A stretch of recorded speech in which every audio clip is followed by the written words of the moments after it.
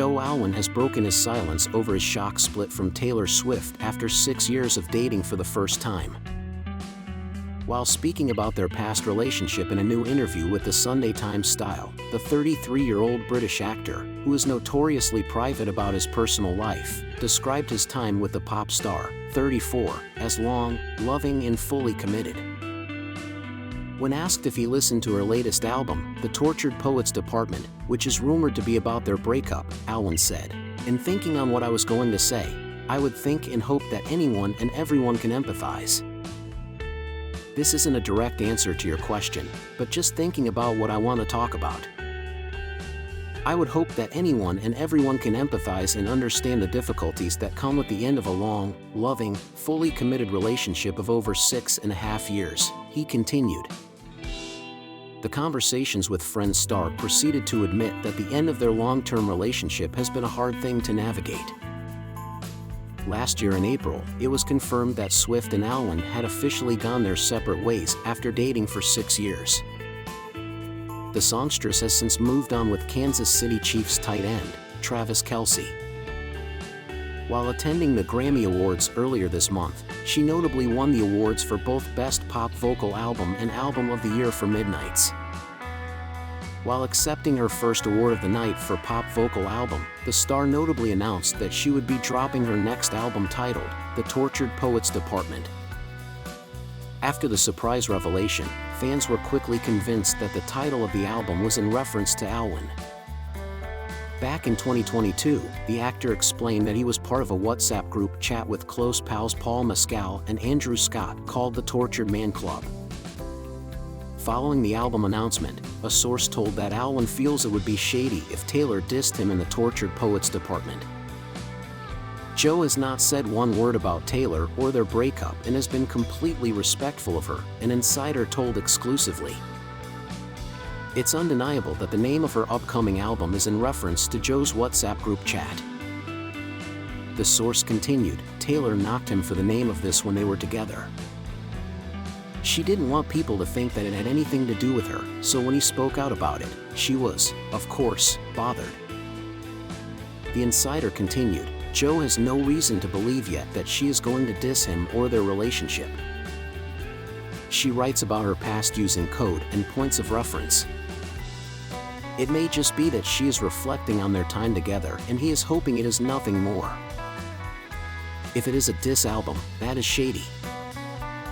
He helped her with songwriting on her past album, so it will really come as a shock to him if she talks about their breakup, as it is something he has not spoken of at all.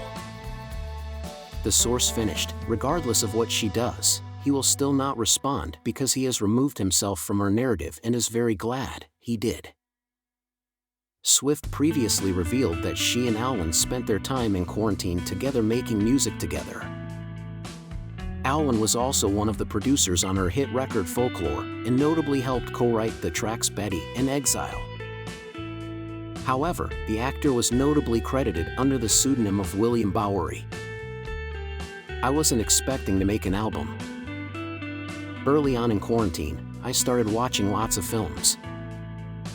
We would watch a different movie every night, she told Entertainment Tonight. I'm ashamed to say I hadn't seen Pan's Labyrinth before. One night I'd watch that, then I'd watch LA Confidential, then we'd watch Rear Window, then we'd watch Jane Eyre. I feel like consuming other people's art and storytelling sort of opened this portal in my imagination and made me feel like, well, why have I never done this before? Why have I never created characters and intersecting storylines? And why haven't I ever sort of freed myself up to do that from a narrative standpoint? Taylor added to the outlet. And while appearing on the Zane Lowe Show for Apple Music, Swift further talked about how collaborating with Alwyn came about when they quarantined together in London. He's always just playing instruments and he doesn't do it in a strategic I'm writing a song right now thing, the Bad Blood hitmaker explained. He's always done that. But do I think we would have taken the step of, hey, let's see if there's a song in here. Let's write a song together. If we hadn't been in lockdown, I don't think that would have happened, but I'm so glad that it did. Taylor later added, Joe and I really love sad songs. We've always bonded over music. We write the saddest. We just really love sad songs. What can I say?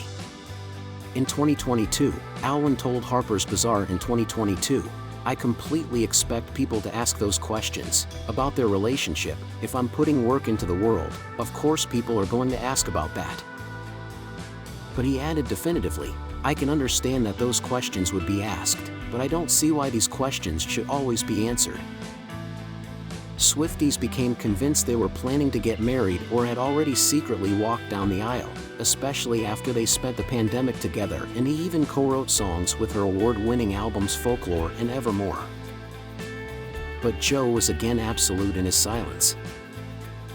If I had a pound for every time I think I've been told I've been engaged, then I'd have a lot of pound coins, he said. I mean, the truth is, if the answer was yes, I wouldn't say, and if the answer was no, I wouldn't say. The Tortured Poets Department is being viewed as their breakup album with a number of songs apparently about the split.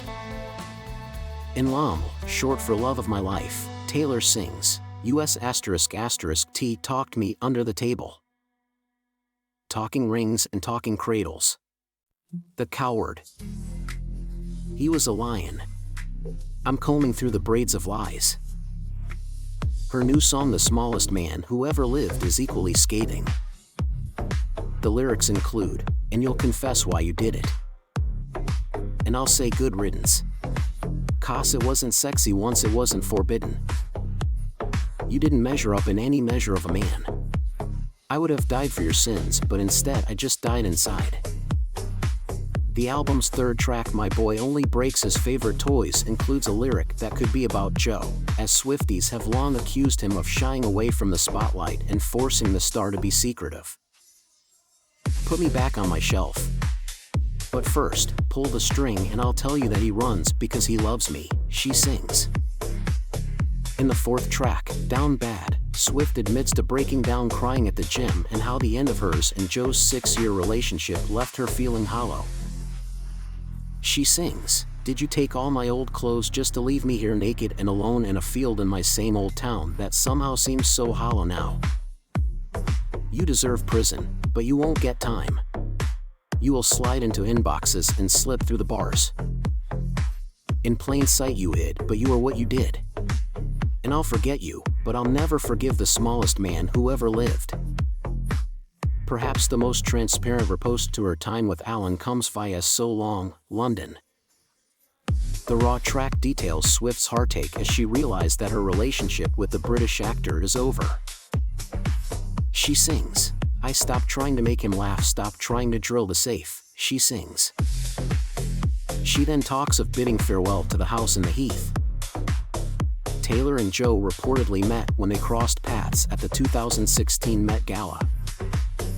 After years of her relationships being obsessively scrutinized in the media, the couple went to great lengths to keep their relationship out of the public eye. It wasn't until more than a year after their meeting that they were photographed together in 2017 in Nashville, Tennessee. But it was a huge shock when they suddenly parted in 2023. Taylor and Joe were together for 6 years but split up last year when many believed that they were destined to marry after her disastrous love life and dating some of the world's most famous men.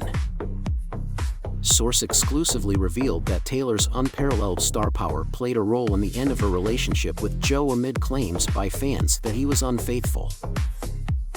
A source close to the singer said at the time, the bottom line for the difficulties in their relationship was that Taylor's career took priority over Joe's, which can be awkward for a couple when it's not balanced.